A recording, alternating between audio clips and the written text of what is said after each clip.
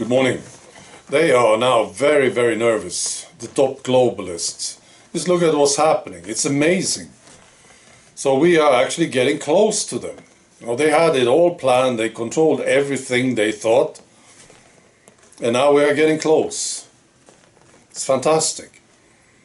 It's like the Second World War. Maybe we are in Germany now. Maybe even close to Berlin, you see. And the guy killed himself, didn't he? The top leader in Germany. He shot himself in a bunker with his girlfriend. Well, that's what they say. Some say that they got him out of there and down to South America or something. I actually believe this is true. I don't know, of course, but I believe it. Right, so they are now very uncomfortable. I'm curious to see what they will come up with at the very end of this thing. The last thing they want is to get exposed. I'm sure they will try police state, military type societies. But I don't think they will make it, you see. It's not going to work. Maybe they will start a nuclear war. I think there is a big possibility of this. Which would be terrible, of course. But they will do it, just to get out of the trap, to get out of the bunker. Well, we'll see. Anyway, we are doing a fantastic job. All of us, millions and millions of people doing this job every day. It's fantastic. Okay, I'll talk about Canada. CBC, maybe the worst, maybe. News outlet in Canada. It's terrible, sucks. And during the Freedom Convoy with the truckers, the host, CBC host, Coxall, he claimed that Russia could be behind it. The protest, yeah. And then there was complaints. And you have the same system in Canada as we have here in Sweden. You have an ombudsman. And a lot of people complain about this statement, and now the ombudsman, Nagler, he said, this was wrong. You see? He said there was no concrete evidence. And he said, I am disappointed. It took others to point out to CBC the question was off. Brilliant. You see how we have to deal with all this crap? And some people took the time to send in a complaint, and now you got this. It's good, isn't it? Alright, I'll tell you a story about a bodybuilder. Not too bright, I think. His name is Doug Brignall. And I'll post a link to the article about this guy. And there's a picture where he's drinking the tea, he's wearing the mask, he's sitting in his car, and he's tweeting. Well, this was hard for me to believe, actually. It was, well, this is what he's tweeting.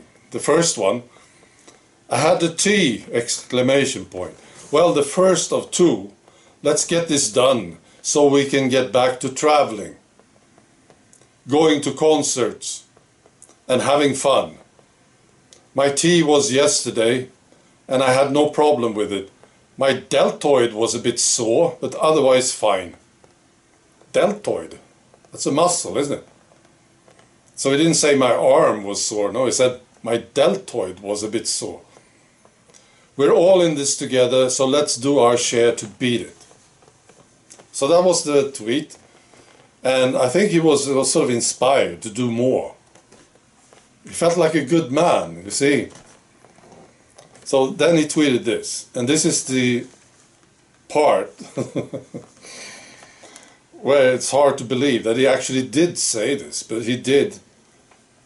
Alright, so I'm warning you. Okay, so this is what he tweeted. Those of you who think the tea kills people can use me as a test. If I die, you were right. If I don't die and have no ill effects, you were wrong. You see the logic in this? Maybe this is how he looks at the world. You know. If I'm okay, everybody else is okay. Not too bright, this guy.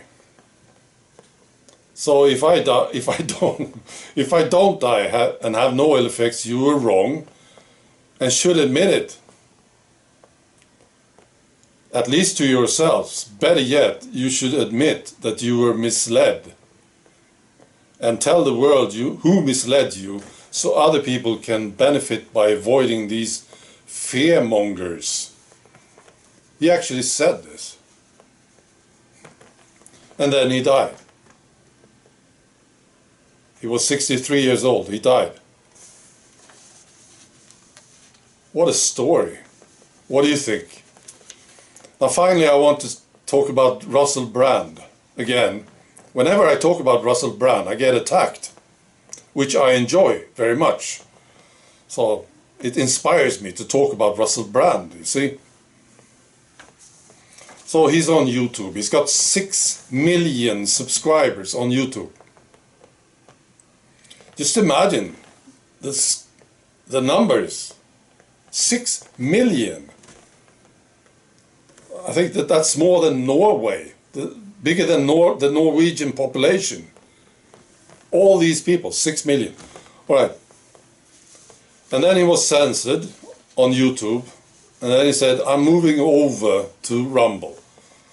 And you know what? Within a few weeks, 700,000 people moved over to Rumble to follow him. 700,000. And it's growing quickly. And now he's no longer posting everything on YouTube. Because he knows he will get another strike and he knows he will be banned and he doesn't want it. Reminds me of somebody that I know very well. So now he's posting some things only on Rumble, right? And more people are moving over. Alright, so this guy is doing a fantastic job. I consider him one of us. Absolutely. Now I get attacked for promoting Russell Brand, which I find hilarious. These people say, no, Russell Brand, he's controlled opposition. Why don't you listen to some of his stuff? Just listen to it. He's doing a fantastic job, getting the truth out there. Oh, he's controlled opposition. You know, I watched a video the other day. I will not mention the channel's name, but this guy, he said, most of alternative media is controlled opposition. Most of it. Wow.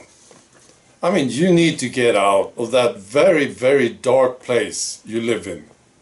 It's so dark. There's no light. You see?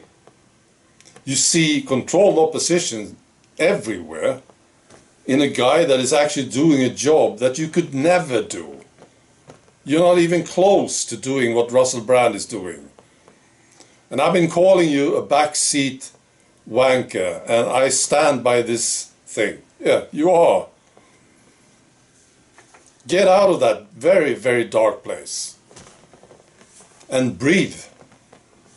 There's some positive things going on here. Why don't you just enjoy it? You see the boogeyman everywhere. It's pathetic. All right. That's all. Be good.